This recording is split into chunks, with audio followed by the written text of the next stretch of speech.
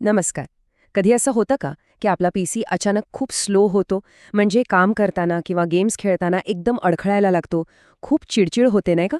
पण आता काळजी करायचं काही कारण नाही, कारण आज आपण विंडोजमधल्याच काही जबरदस्त टूल्सबद्दल बोलणार आहोत, ज्या वापरून आपण आपल्या पीसीला परत एकदम नवीन असल्यासारखा वेगवान बनवू शकतो.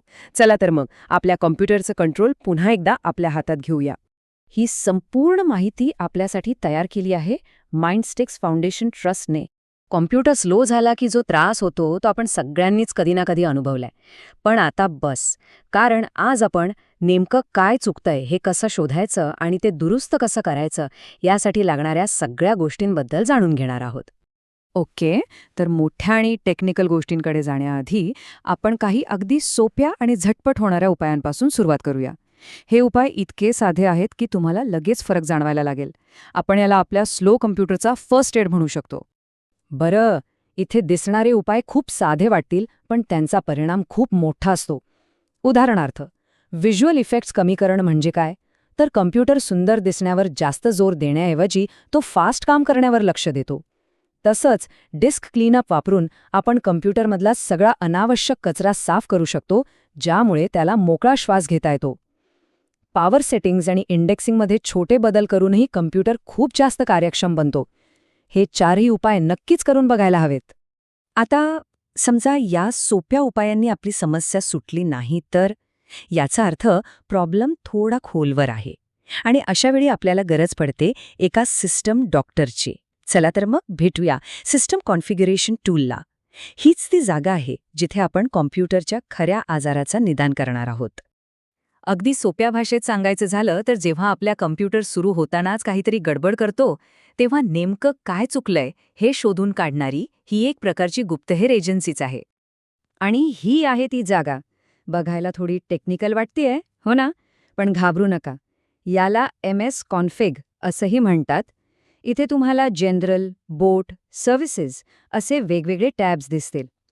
पुढच्या काही मिनिटात आपण यातल्या प्रत्येक टॅबचा अर्थ काय आणि तो कसा वापरायचा हे अगदी सोप्या पद्धतीने समजून घेणार आहोत. चला सुरुवात करूया सगळ्यात पहिल्या आणि सगळ्यात महत्त्वाच्या टॅबपासून.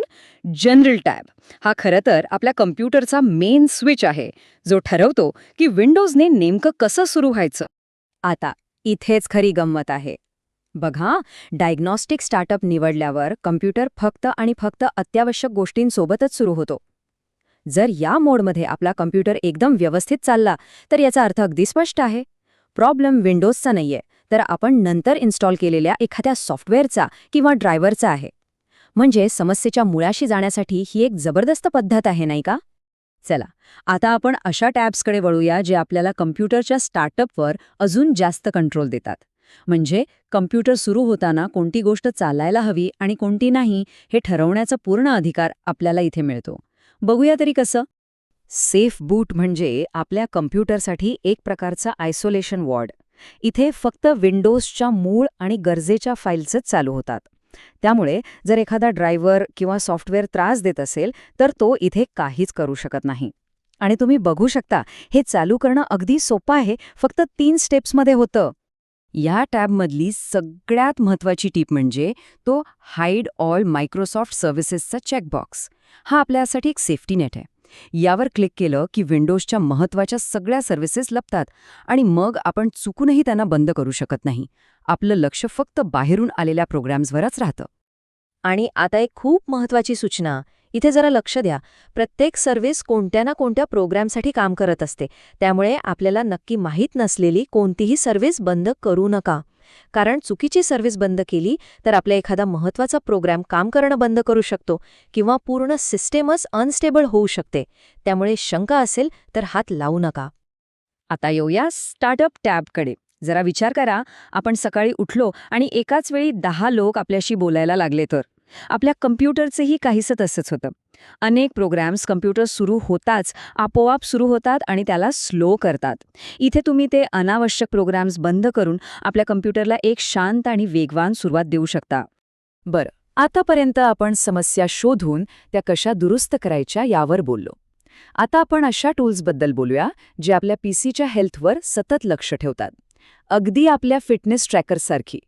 हे साधने आपल्याला रिअल टाईममध्ये दाखवतात की पडद्यामागे नेमकं काय चाललंय. परफॉर्मन्स मॉनिटर म्हणजे आपल्या कम्प्युटरचा जणू काही मेडिकल रिपोर्ट आहे. हे टूल फक्त आत्ता काय होतंय हेच नाही, तर गेल्या काही तासांत किंवा दिवसांत आपल्या कम्प्युटरची कामगिरी कशी होती याचा एक सविस्तर ग्राफ दाखवतं. जर आपला कम्प्युटर ठराविक वेळेला स्लो होत असेल तर याचं कारण शोधण्यासाठी हे एक बेस्ट टूल आहे. आणि हे माझं सगळ्यात आवडतं टूल आहे, रिसोर्स मॉनिटर. हा आपल्या कम्प्युटरचा एक लाईव्ह एक्स-रे आहे असं समजा. आपला कम्प्युटर अचानक स्लो झाला, लगेच हे टूल उघडा आणि ते तुम्हाला बोट ठेवून सांगेल की नक्की कोणता प्रोग्राम आपली सगळी मेमरी किंवा सीपीयू पॉवर वापरतोय. समस्येच्या मुळापर्यंत जाण्यासाठी यापेक्षा चांगलं साधन नाहीये. तर मग आता आपल्याकडे माहिती आणि साधनं दोन्ही आहेत.